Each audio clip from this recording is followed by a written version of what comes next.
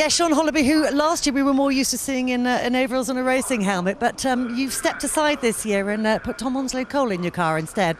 Well, that's right, Louise. I mean, really, my aim is to run the most successful racing team we can with AMD Miltech Racing. If we can put a driver in there who's got race-winning performance, then that's the decision I've got to make. I mean, it's a fantastic weekend for us. Tom had a great race in the first race. Unfortunately, got caught up in a bit of an incident with the Seat in the second one, but that's just racing, really. But we're also announcing Tesco Momentum 99 Fuel as a main sponsor of ours. So everything seems to be working towards a successful year. We just need to get the golf a bit further up the grid. How do you feel though, standing here watching? Are you feeling a bit frustrated? You're quite happy with your new role as a team manager? I've got to say it was a bit frustrating when we first made the decision, but to be honest with you, the more and more I work with Tom, then you realise that it's definitely the right decision. The guy's got supreme talent. Very, very confident. He's really dragging the team forward, and if we're going to win in touring cars, we need to have a driver who's won in touring cars. And that's what we've got. We were having a chat about Tom earlier in the weekend, and you said to me the great thing is he really knows what he wants, and he's just gathering the team around and sharing his knowledge with them. Oh, definitely. I mean, he's won in every touring car he's driven in British touring cars over the last 5 years, and there aren't many drivers who can say that. What he's got is experience he brings to the team. He knows exactly how he wants the car set up. He's working with our engineers Stuart Beaton and Chris Tweed. We're going to make this car a front-running car by the end of the year. I can guarantee it. We look forward to watching that. I can see another guy standing over here be good to grab a word with. Frank Rathel making his debut in the British Touring Car Championship this weekend. It's been a bit of a baptism of fire, hasn't it? It certainly has, yeah. It's been a difficult weekend, but the reality of the situation is that this is more of a shakedown test for the car and for the team rather than the actual first round of the championship. Because you got the car pretty late, didn't you? Yeah, the car was fired up for the first time on Thursday. The teams had to work incredibly hard, working all the way through the night. They came here with no sleep, and we've had a few issues. Every brand new car on a project of this scale has teething problems and has issues, but unfortunately ours has been out the first round. This is racing at the top level though, I mean, and this is what you've always wanted, isn't it? How big has the step been up to British Touring Car Championship from the Ginettas? Yeah, it's a massive step. The machinery, it's so complicated, it's beyond me actually, and we're having these little problems that are holding us back at the moment, which is normal at this level. Like I say, they are so complicated and such high-spec machinery that it's a massive step for myself and for the team. I'm just really enjoying being here and actually being able to do a few laps today and to get the car here looking so good and sounding so good. It's a real achievement for everyone. It has only been a few laps though, hasn't it? I mean, we're standing here in the pit lane now. Most of the touring cars are pointing out of their garages, ready to go out for the next race. Yours is nose into the garage. Yeah, we've had an issue that means we can't start the next race. As a driver, obviously, that's very frustrating as I'm here and I want to race, but I've prepared myself, as have the team, for a learning curve with the car, and the potential of the machine is huge, and we will get there eventually. So really you're just looking forward to Donington? That's right, yeah. Unfortunately we haven't got much time to go through everything, so it's going to be another tough weekend, but just to move on from here, sort the problems out and move forward. OK, we hope to see you out there. Back to Steve. That's a little insight into life at the other end of the grid. Here's Matt Neal getting ready to put the Honda on pole position once again. We had a little chance to have a quick word with him. We'll be talking to him some more out on the grid. But what are the problems that he's got? Not only getting the car off the start line, but holding it through paddock. Well, extraordinary. Matt just said to us that he has to start the car in second gear because such is the turbo power and the torque off the line. In first gear, it just spins the wheels up. So he's actually starting it in second gear, which is amazing.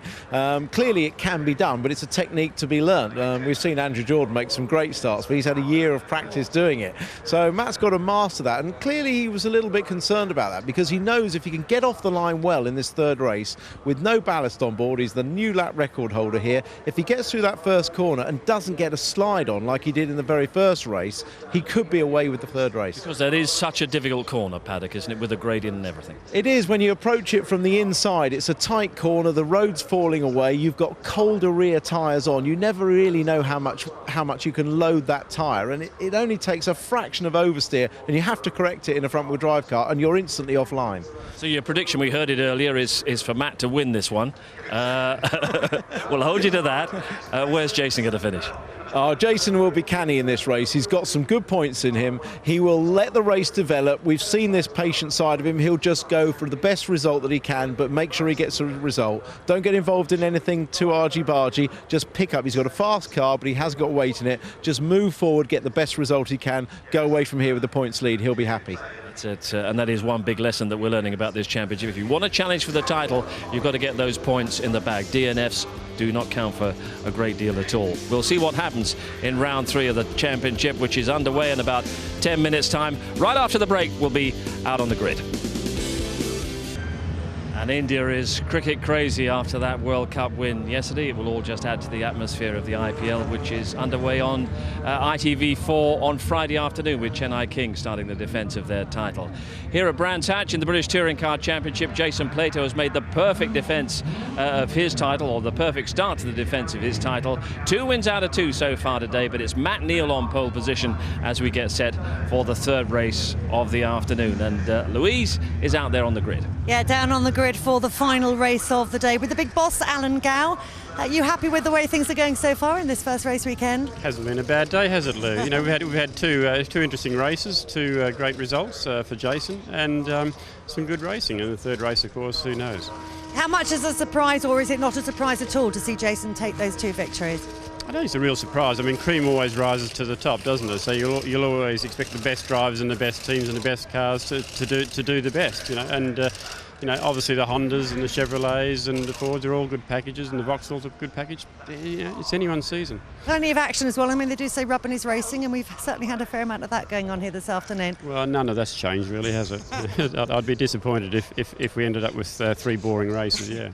Long may it continue that way. Let's go and grab a word with Matt Neal, who he has had a little bit of frustration so far. Obviously, he needs some good luck really, and that reverse draw grid hopefully could be the bit of luck that you need. It's put you on pole for this final race.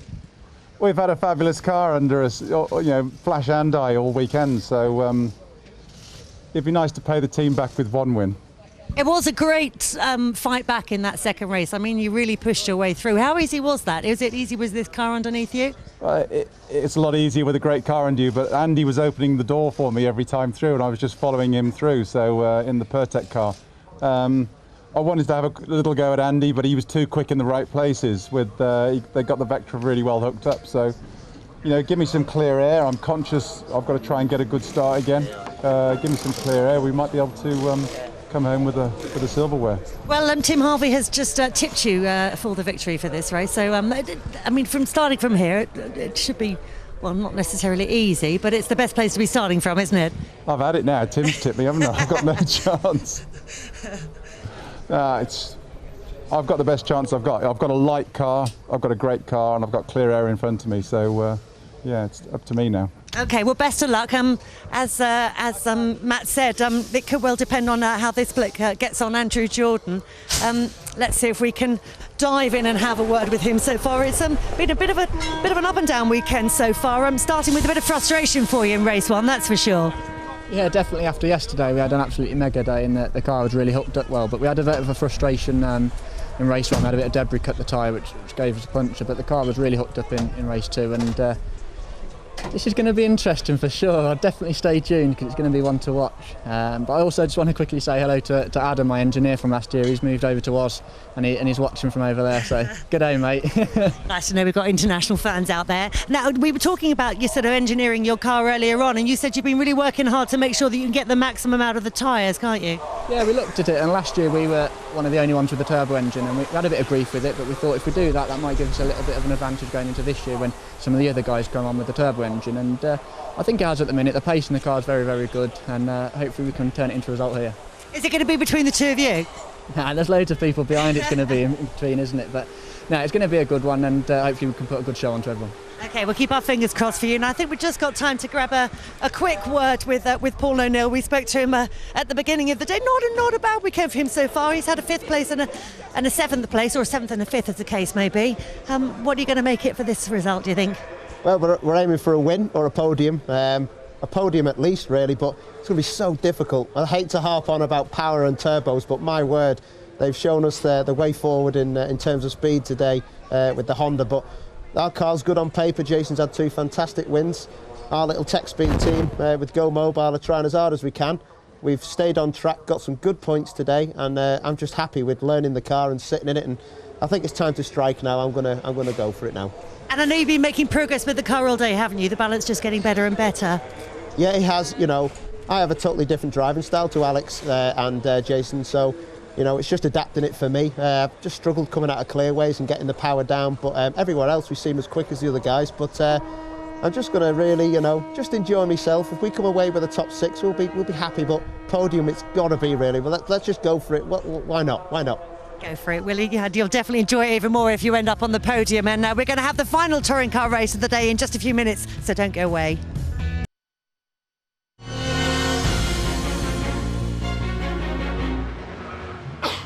It's been Plato all the way so far at Brands Hatch today, but things are very different with the reshuffled grid we have for our third British touring car race of the day.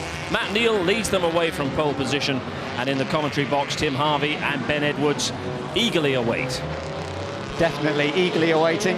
We've had some great fun already, Tim, and now, of course, the reverse grid just adds another element, doesn't it? Well, it's great to be back, isn't it? We've seen some fantastic racing, and now we do go for the first reverse grid, although with Matt Neal conveniently on the front and no weight, he really should be the man to lead this way home, but nothing is predictable. Well, the one thing that is predictable is that it is unpredictable. Yeah, I mean, so...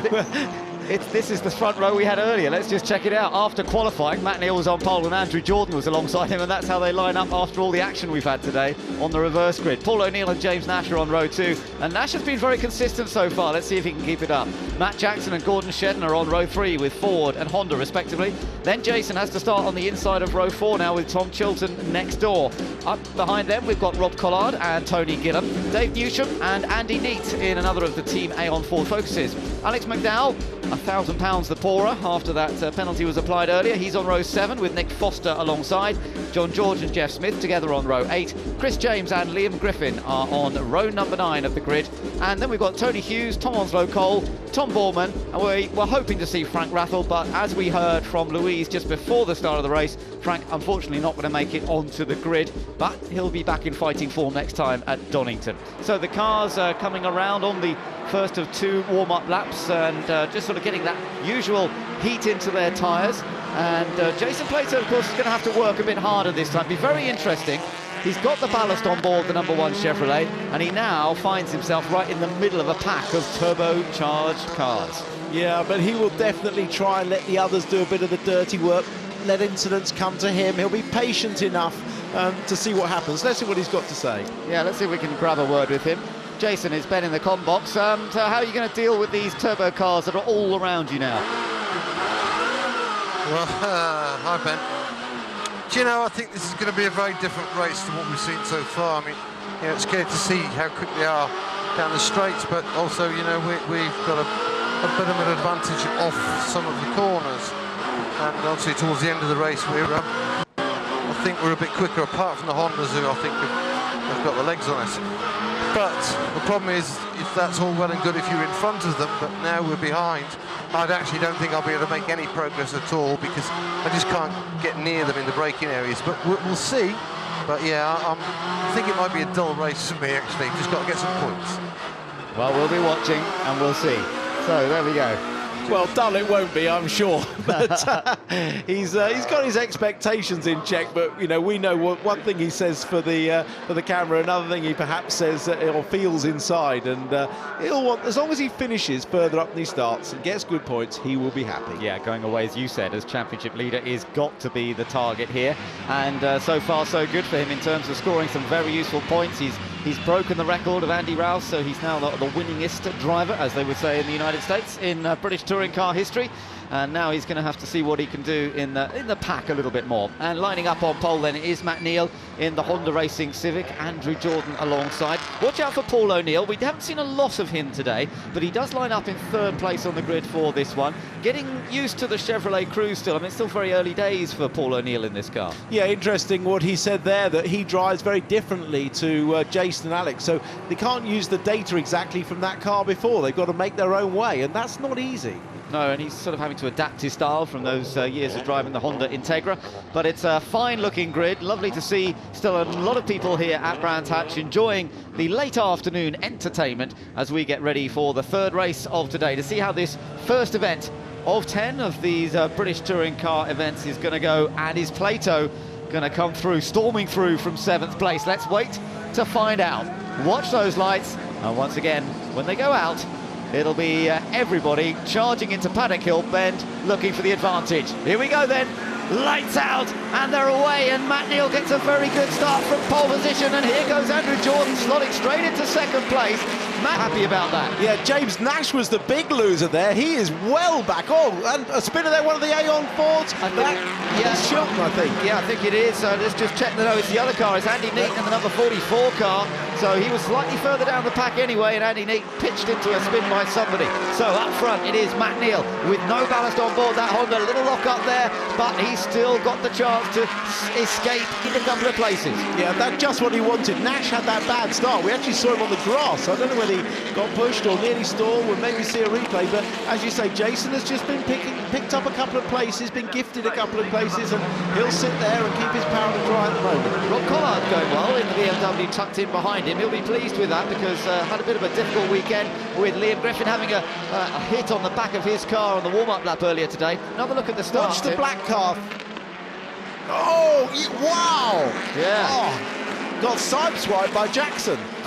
That was a strange one, wasn't it? And there was a little tap on the Ford, and then this further up round the hill, there was another little bit of contact. Chilton got sideways first, and then it was Alex McDowell and Andy Neate who got together. That was the front end of Alex McDowell's car, I think, on the back bumper of Andy Neate. Yeah, although I think the cars in front checked up in front of him, and that's what made it difficult.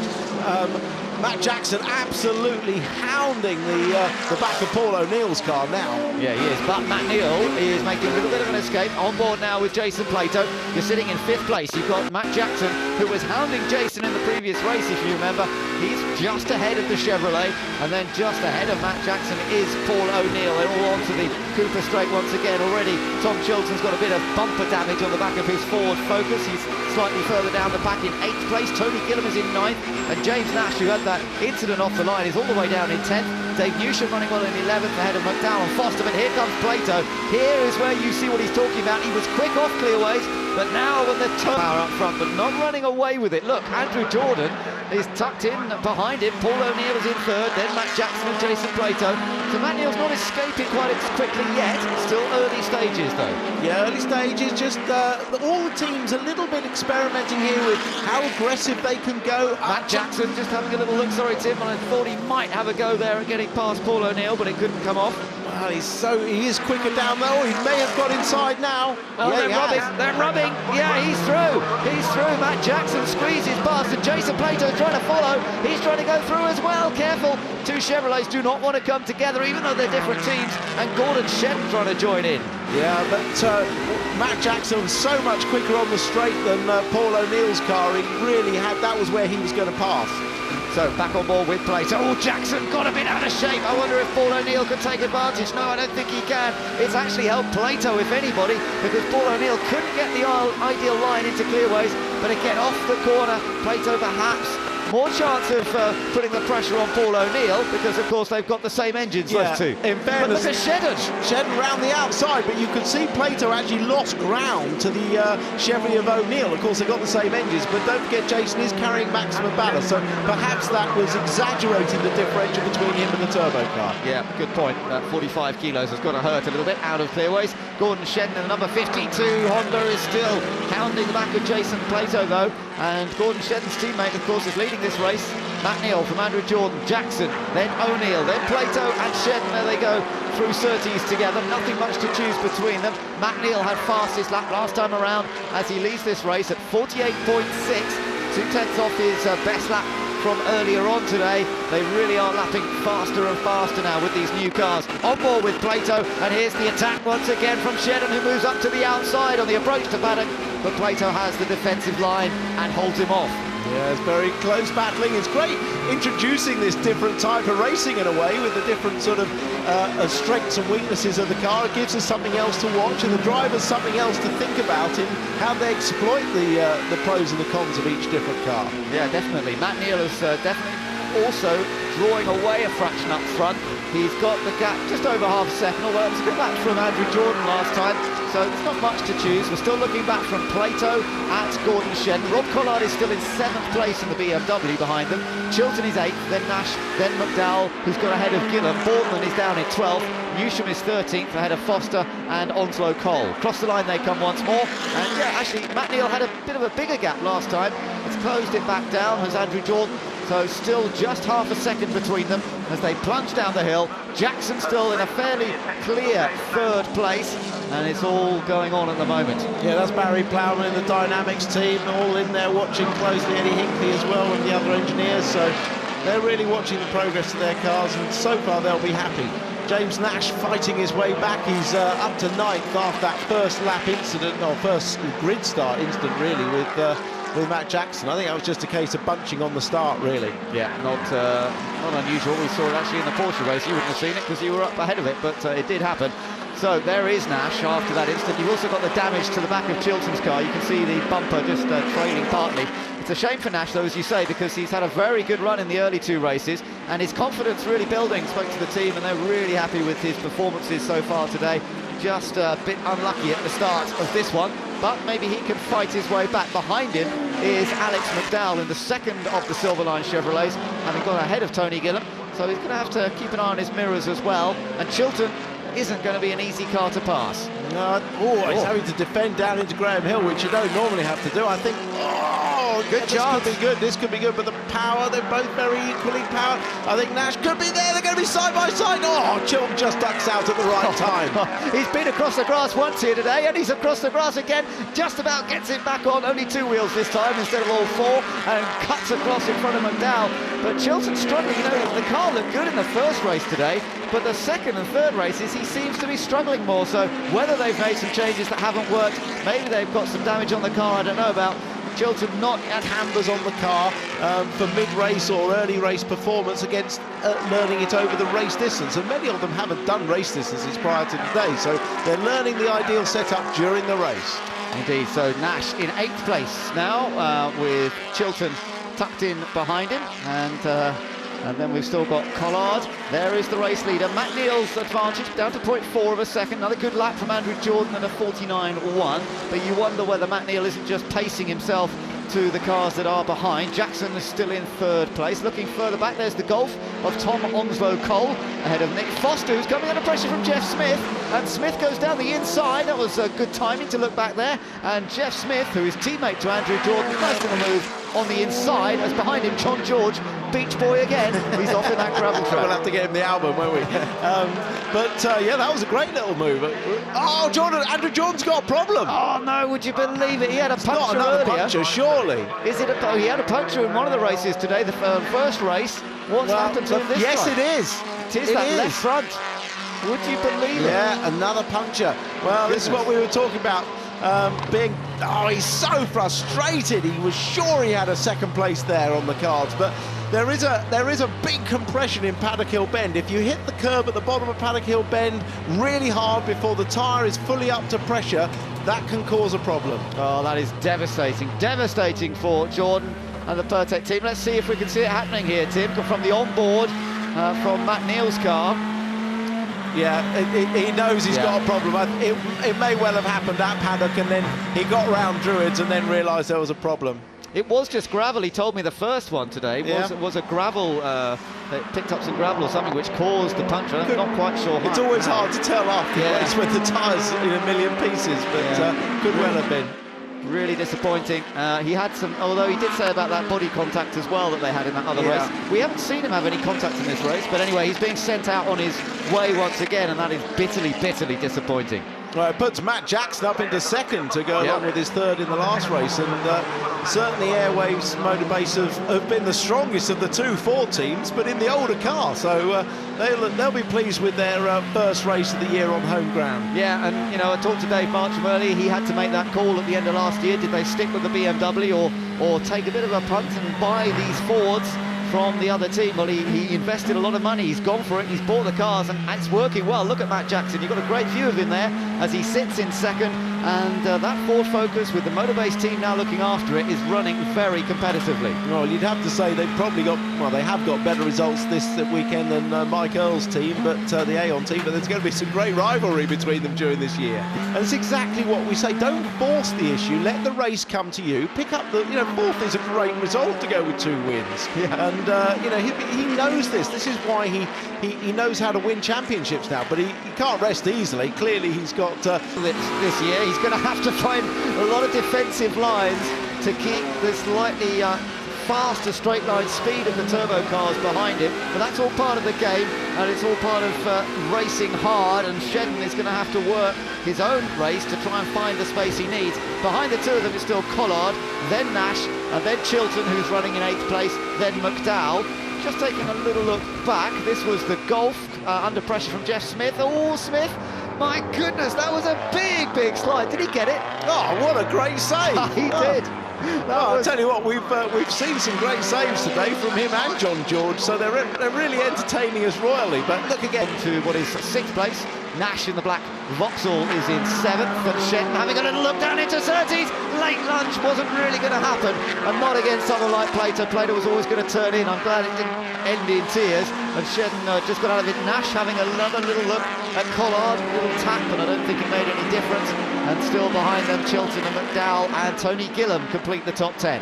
Yeah, Jason knows he has to get a perfect exit every lap from Graham Hill to just stay in front on the racing line turning into Surtees. If he does, he's okay, and then he just has to defend into Paddock and Druids here. And then, but it's a really canny race. Jason won't like it because no driver likes to race against a car that's faster in the straights because it compromises you so quickly. Oh, that's brave!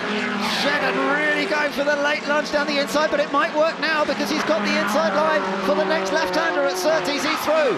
Gordon Shedden has taken 4th place. An aggressive manoeuvre, but fair. He went for the inside gap.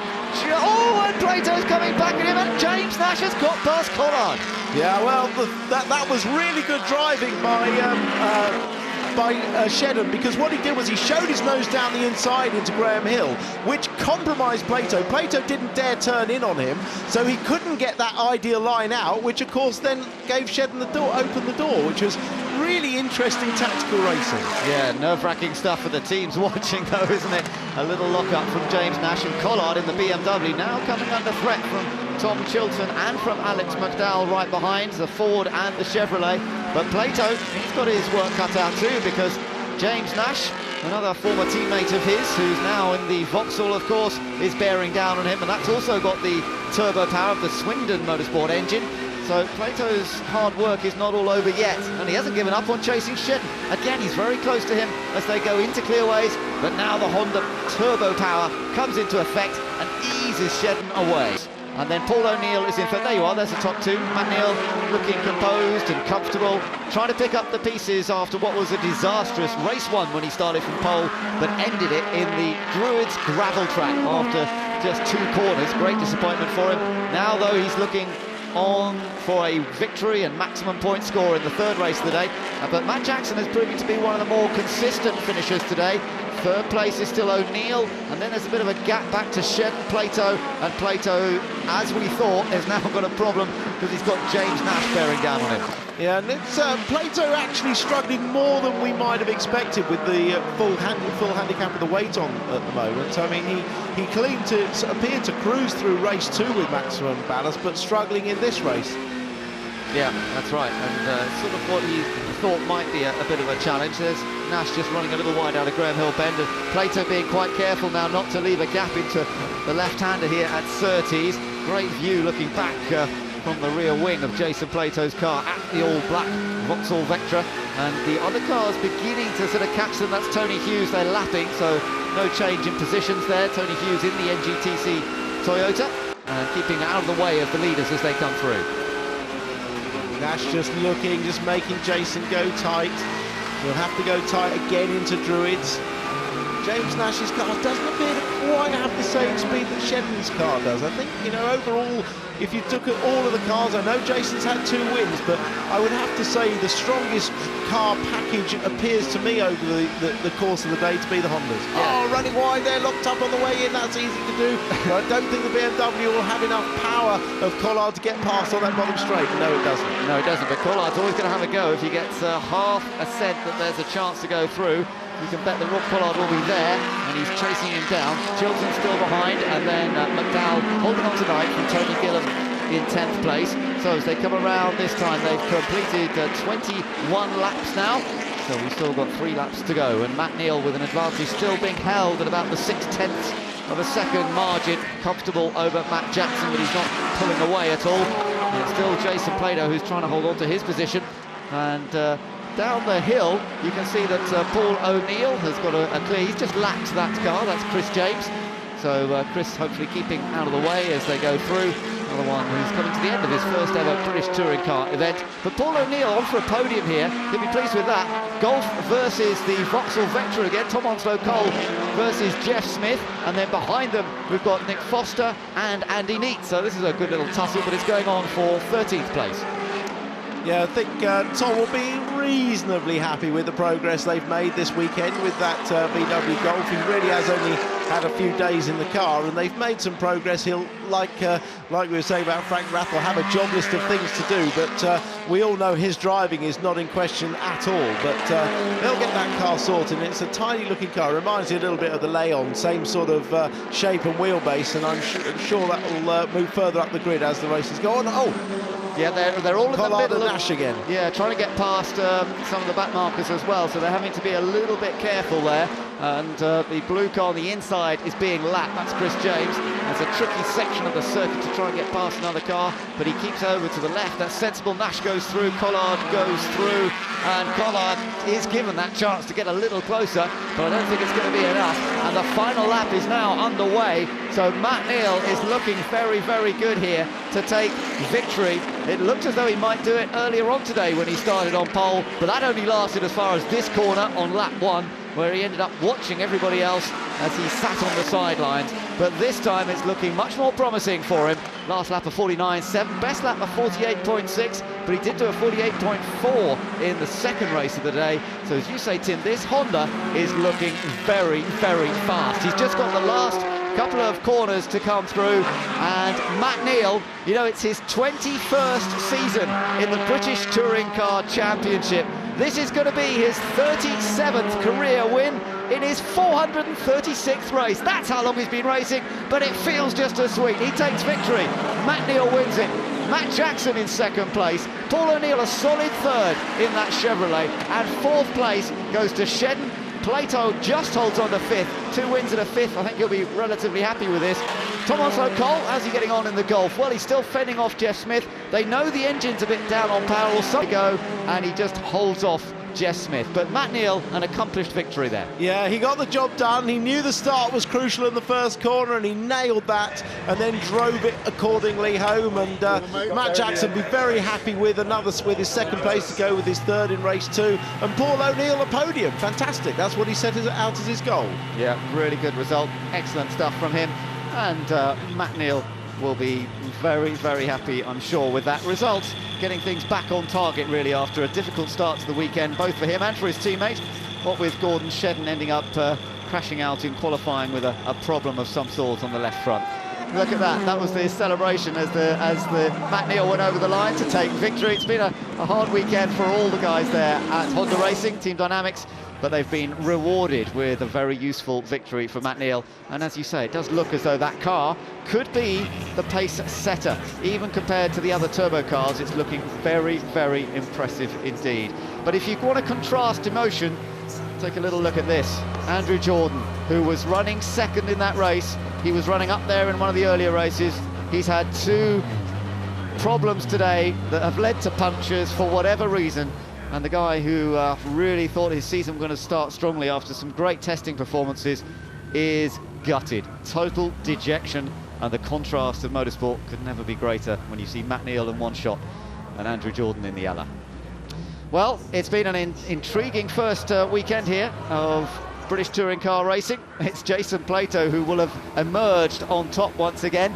Of course, in 2 weeks' time, we're going to be doing it all again at Donington. And a quick reminder that you can catch qualifying on the website, itv.com. Our coverage, of course, on race day will be on ITV4, but don't forget, qualifying on the Saturday will be at itv.com on the website. Let's confirm the result of the final round today, and it's Matt Neal taking the victory, a controlled and accomplished win over Matt Jackson in second, and Paul O'Neill a solid third for GoMobileUK.com. Gordon Shedden in fourth place in the Honda Racing entry, and Jason Plato has to settle for fifth, but on top of the 2 wins, it's a good start to the season for the defending champion. James Nash finished sixth ahead of Rob Collard and Tom Chilton, with McDowell and once again Tony Gillam impressing us as one of the newcomers to the series. Tom Boardman was 11th, Dave Newsham in 12th place, and Thomas O'Cole fending off a couple of cars there in the Golf to finish in 13th. Andy Neate was 16th ahead of John George and Liam Griffin, and Chris James and Andrew Jordan were both a lap down. So let's just confirm what that's done in terms of championship points. Jason Plato on 38 with the 2 wins and a 5th place, but you know, chipping away there, Matt Jackson, very solid result for the Airwaves team. They're based just a mile down the road. They'll go away from Brands very happy. James Nash has surprised a few people with his consistency today as well. Top effort from him. Shedden 4th, Matt Neal 5th, but with a very fast car, clearly. And then the top 10 completed by O'Neill, Chilton, McDowell, Collard and Andrew Jordan. Well, this was Andrew Jordan just a moment ago. Yeah, and there you go. That was the emotion that he felt. Very big contrast to Matt Neal, of course. And, well, the agony and the ecstasy of motorsport. But let's go and get some reaction.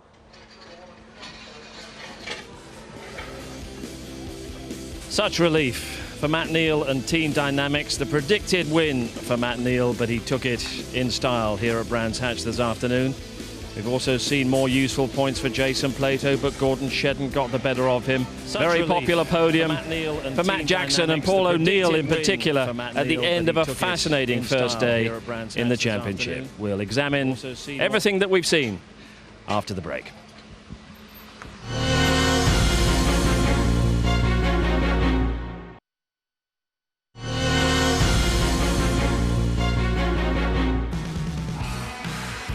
Downside of the British Touring Car Championship, a puncture robs Andrew Jordan of a podium finish. But Matt Neal, a winner after a tough day for Team Dynamics. And also the joy of third place for Paul O'Neill. Those are the headlines from round 3 of the British Touring Car Championship. Louise will get all the opinions in just a moment, but this is how the championship stands after those 3 races, and it's a reflection of the excellent day that Jason Plato has had here at Brands Hatch, leading from Matt Jackson and the surprisingly consistent James Nash. Very good day for him to take third in the championship so far at this early stage. Gordon Shedden, Matt Neal, Paul O'Neill 4, 5 and 6. But Matt Neal, our winner just a few moments ago, and he's with Lou. Yeah, and Matt Neal's body language as he got out of the car, there was a mixture of relief with that jubilation, wasn't there? Mixture, a lot of relief. It was, yeah, because we obviously, as the turbo cars, we do give our tyres a real hard time, and there was a couple of points in the last third of the race. You start feeling funny noises and then rumblings, and then you lose grip, and so it was a bit touch and go, and Matt would catch up, and then I'd sort of. Some of the curves have been broken up. We're worried about punches, which happened to Andy, and then I was worried about that because we've been taking the same curves together. So it was, yeah, it was good to see that checkered flag at the end. We've christened now the Turbo Civic, so yeah, needed that. I was going to say to you, finally you got a race that you could relax in, but that obviously wasn't the case at all. Definitely not. No, I mean, when the tyres are new, you can sort of place your line, but then the car starts sliding, which you can't see from the TV from the outside, and you're sliding around at every corner. And when Andy dropped out, Matt seemed to get the hammer down and sort of got on my tail, and he was strong in certain areas and then I was strong in other areas, and then I'd sort of get nervous. I'd see he got really, really close, and then I'd sort of hang it out over the curbs a bit, and then not wanting to risk too much of a punch, but then I'd have to risk and then sort of try and rein it back. But yeah, great result for Honda Racing, and just yeah, needed that.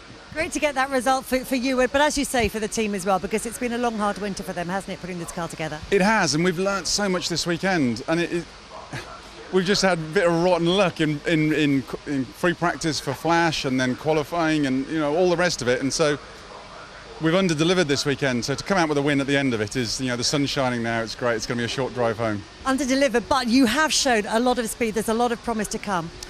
Yeah, but what Jason's got a habit of is just banging in the points every weekend, and he's going to be, the man to beat this year. And so, it'd be nice if we can all have a crack at him. Matt seems as though he's got a good car under him, and with their team, and Aon have had a good run this weekend. But we've got to try and do it consistently, which is what the turbo cars are struggling to all string together at the moment. Consistent racing. We can go fast over one lap in qualifying, but it's the strong, consistent racing.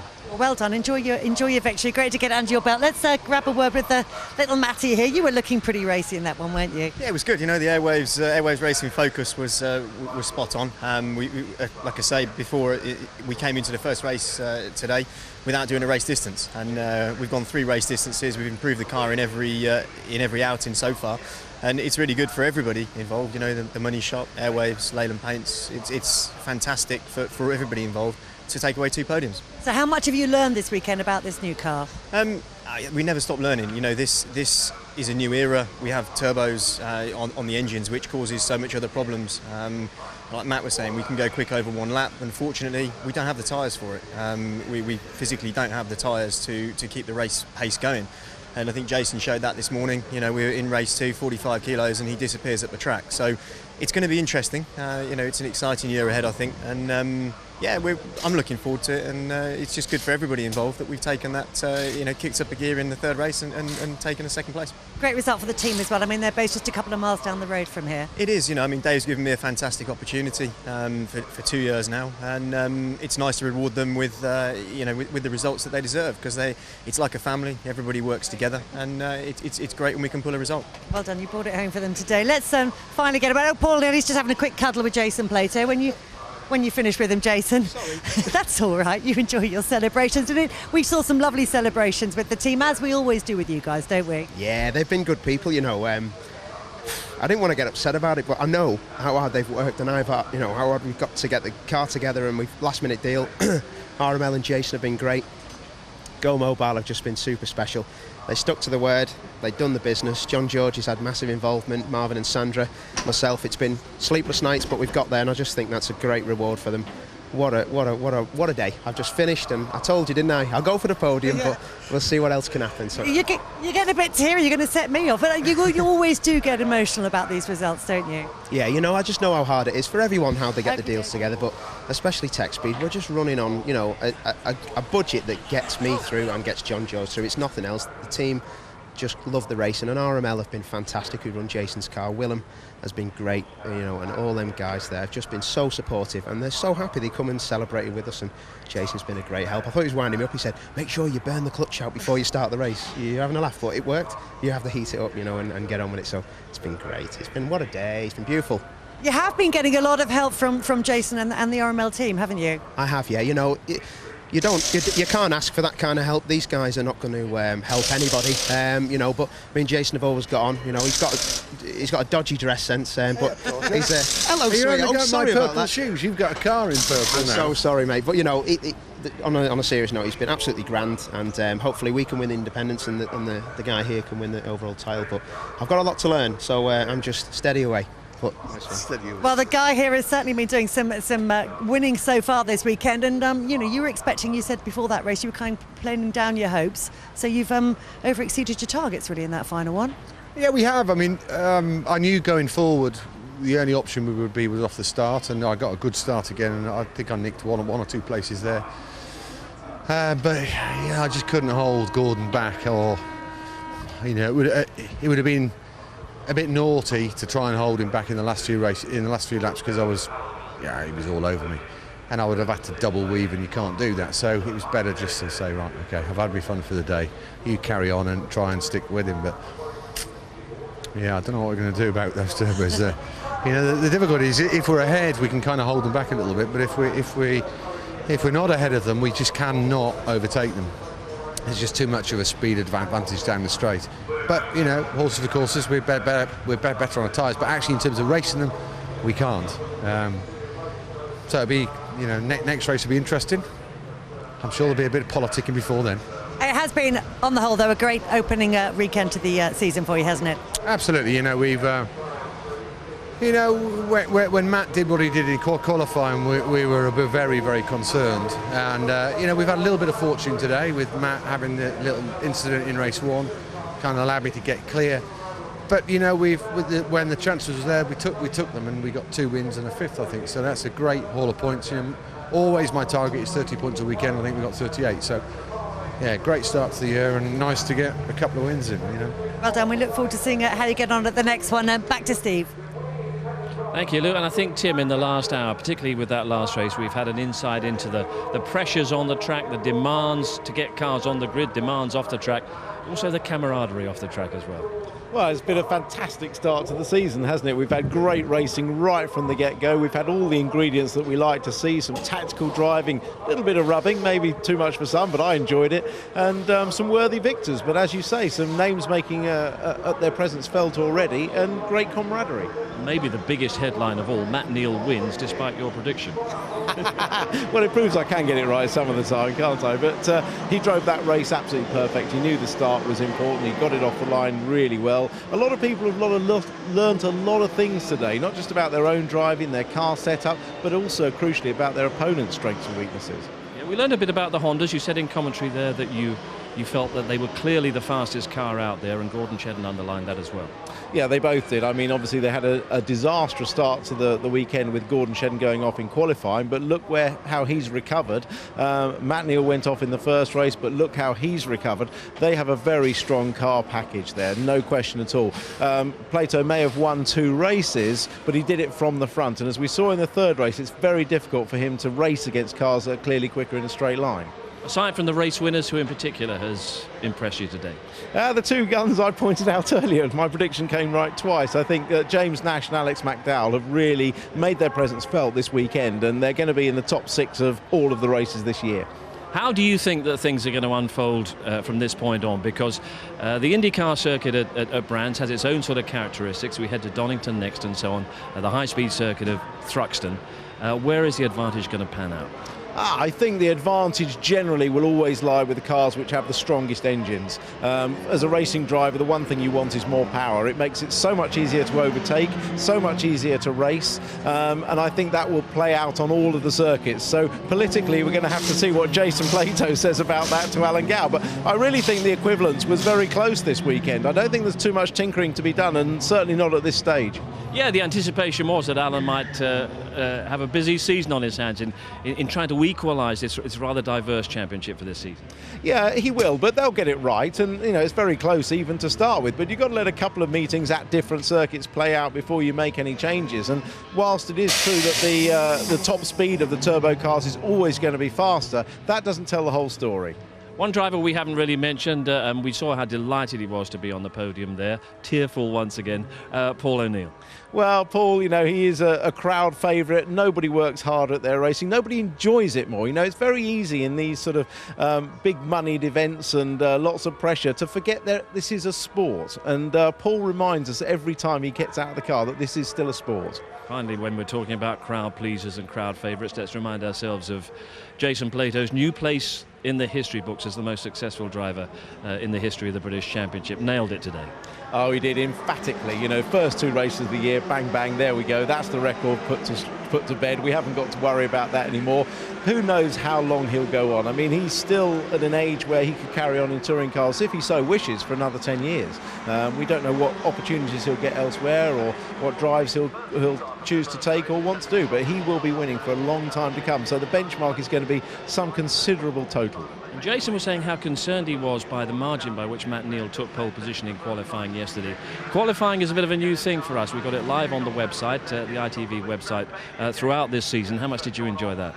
Well, I always watch qualifying anyway. You know, I like to watch it, see what's happening. So for me to be talking about it with Ben, it's great. It gives us a little bit more of an insight. It really prepares us well, and I hope people watching and listening really enjoyed it.